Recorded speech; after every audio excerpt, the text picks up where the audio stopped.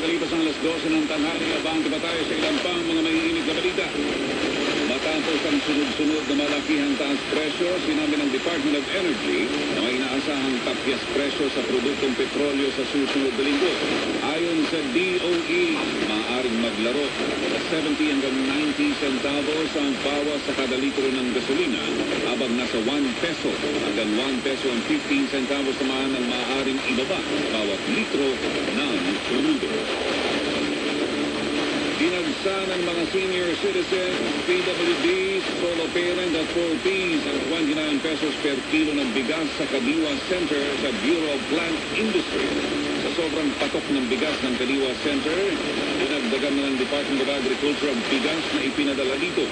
Umabot na sa 150 na sako ng bigas ang ibinenta sa Kadiwa Center, kaya't mas madaming din ang maaaring bumili nito. Bukod naman sa bigas, pinilahan din ang karning baboy na mabibili sa 270 pesos ang kada kilo ng buto at pata, habang 320 pesos naman ang laman na mas mababa kumpara sa mga palengke at supermarket. Bangka naman tayo ngayon sa mga balitang iba pa sa Laguna. Agina, kinidnap sa Laguna, nanay na bukin na kidnap ang insidente. Mabangka sa balita si Abante Patrol Correspondent Ilo Dagos. Go Ilo. Posibleng maharap sa kaso ang isang babae matapos sa palabasin ito na kinidnap siya at ang kanyang 2 minor de edad na anak sa Santa Rosa City, Laguna at humingi ng ransom money na halagang 1.5 million sa kanyang dating biyanan na lola ng mga bata.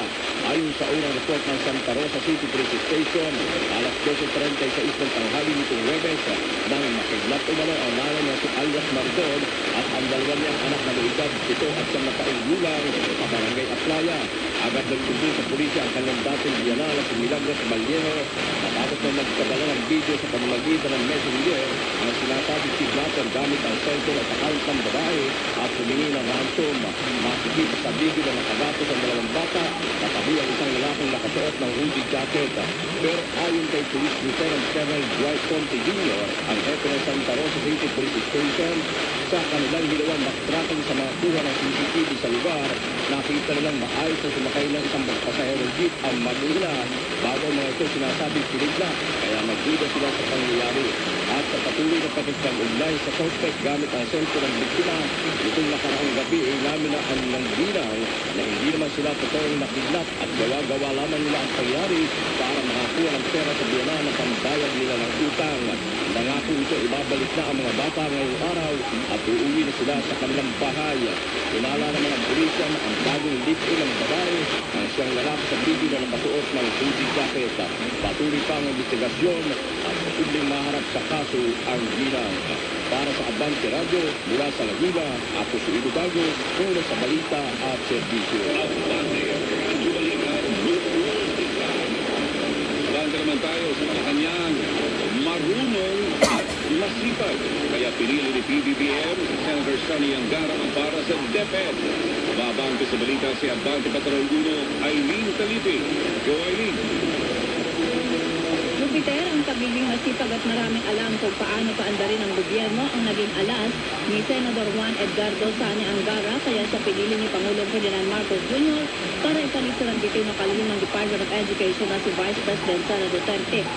Ito ang hinihayag ng Pangulo sa kanyang pagbisita sa Baler, Aurora ngayong Biyernes ng umaga para ipagpatuloy ang pamamahagi ng tulong ng gobyerno sa mga magsasaka, mangingisda at pamilya ng mga ito na naapektuhan ng nagdaang El Nino phenomenon.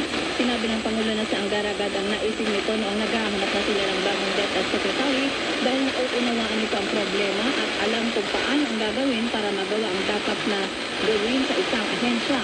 Nagpasalamat naman si Angara sa tiwala at kumpiyansa na binigay sa kanya ng presidente at bagamat aminado siya na mabigat ang problema, tiniyak na incoming DepEd Secretary na hindi niya ipapahiya ang Pangulo.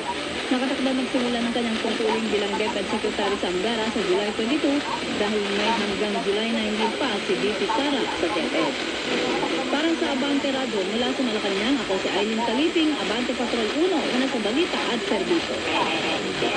Abante Radio Balita,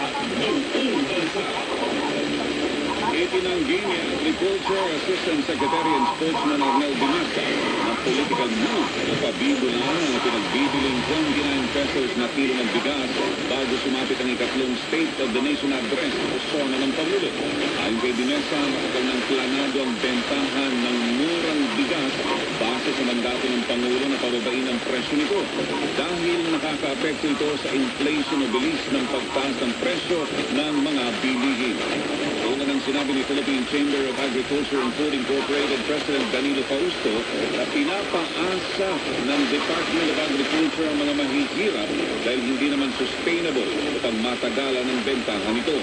At papatuloy ang bentahan ng murang bigas para sa solo parents, senior citizens, mga benepisyaryo ng 4Ps at persons with disabilities kahit nakalipas na ang SONA ng Pangulo. Abante, Radyo Balita, buong bansa. Inaasahan naman na mabubuksan na muli ang southbound lane ng Kamuning Flyover sa susunod na buwan. Sa isang panayam, sinabi ni Department of Public Works and Highways National Capital Region o NCR Regional Director Lorenta Malaluan na inaasahan ng makukumpleto sa Agosto ang pagkumpuni sa bahagi ng flyover sa halip na sa buwan ng Oktubre. Unang sinabi ng DPWH na tatagal ng 6 na buwan ang pagkumpuni sa bahagi ng July. Pero nilinaw ni Director Malaluan na magpapatuloy ang retrofitting sa ibang bahagi nito hanggang sa huling bahagi ng taon. Abante, Radyo Balita, buong bansa. Mga ganap sa labas ng Pinas sa Balitang Imported. Ikinabahala ng China ang latest scandal sa kanilang bansa tungkol sa isang revelasyon na isinasali ng cooking oil sa containers na pinaglalagyan ng gasolina. Una nang inilathala ng Beijing News ang investigasyon ukol dito at napagalaman itong may ilang tanker truck na nagdadala ng cooking oil at isinasali nito sa pinaglagyan ng coal oil nang hindi nililinisan. Ibinunyag ng truck driver sa nasabing pahayagan at ginagawa nila ito upang makabawas sa gastusin sa gitna ng tumitinding kompetisyon. Nangako naman ang otoridad sa pagpapasara nito at sa agarang pag-usad ng investigasyon. Malakasang pangmalakasan, balitang sport. Olas sa Gilas Pilipinas Women sa naganap na Women's Jones Stamp sa The Xinhuang Gymnasium sa Taiwan at naika-4 sa ranking ng Pilipinas at pumangalawa naman ng Chinese Taipei na nag-uwi ng silver medal. Nahirapang umalpas ang Gilas sa score ng 10-26 at tuluyang nawala ang chance ang makapasok sa top 3 ng annual invitational tournament. Gayunman, natalo ng Pilipinas sa unang laban ng Thailand sa score na 68-58. Maging ang Malaysia sa score na 74-63. Sa kabila nito, nalaig sila ng Chinese Taipei B sa score na 73-60. Narinig niyo ba ang latest? Baka marites yan! Nakakalokang chika at nahasa chikang chika! I did my best! Ito na lamang ang naging reaksyon ni Marian Rivera sa viral video niya nang mapasama ito sa mabugong Inglesan ng male beauty candidate na si Jennifer Palomo. Pag-usap o pinag-usapan online, biglang pag-translate sa English ni Marian sa